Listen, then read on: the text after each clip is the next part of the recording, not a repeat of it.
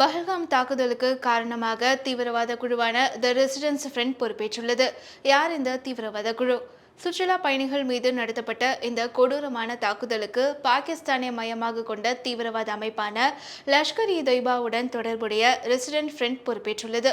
ஜம்மு காஷ்மீருடைய பஹல்காம் தீவிரவாத தாக்குதலுக்கு பின்னர் பாகிஸ்தானுடன் இந்த குழு தொடர்பில் உள்ளது.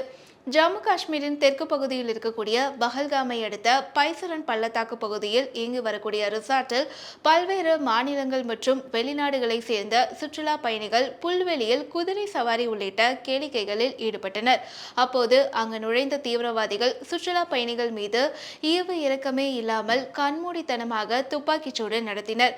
இந்த கொடூர தாக்குதலில் வெளிநாட்டினர் 2 பேர் உட்பட 28 பேர் பரிதாபமாக உயிரிழந்தனர். சுற்றுலா பயணிகள் மீது நடத்தப்பட்ட இந்த கொடூரமான தாக்குதலுக்கு தி ரெசிடென்ட் ஃப்ரண்ட் குழு பொறுப்பேற்றுள்ளது. யார் இந்த பயங்கரவாத குழு? ஜம்மு காஷ்மீரின் சிறப்பு அந்தஸ்து மற்றும் ஆர்டிகல் 370 ரத்து செய்யப்பட்ட பின்னர் அக்டோபர் 2019 உருவாக்கப்பட்ட இயக்கம்தான் இந்த ரெசிடென்ட் ஃப்ரண்ட் அல்லது சுருக்கமாக TRF என அழைக்கப்படுகிறது. பாகிஸ்தானை மையமாக கொண்டு செயல்பட்டு இந்தியாவில் பல்வேறு பயங்கரவாத தாக்குதல்களை நிகழ்த்தியுள்ள தீவிரவாத அமைப்பான லஷ்கர்-இ-தொய்பாவின் கிளை அமைப்பாக TRF இயங்கி வருவதாக நம்பப்படுகிறது. லஷ்கர்-இ-தொய்பாவின் கிளை அமைப்பாக செயல்பட்டாலும் ஹிஸ்புல் முஜாஹிதீன் மற்றும் பிற தடை செய்யப்பட்ட இயக்கத்தை சேர்ந்த தீவிரவாதிகள் இந்த ரெசிடென்ட் ஃப்ரண்ட் இயக்கத்தில் இணைந்திருக்கலாம் என்று சொல்லப்படுகிறது.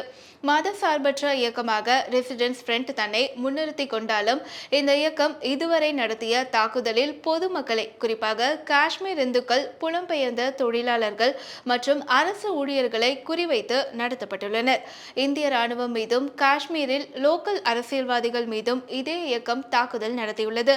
அந்த வரிசையில் தற்போது சுற்றுலா பயணிகளை குறிவைத்து தாக்குதல் நடத்தியிருப்பது பெரும் பேசுபொருளாகியுள்ளது.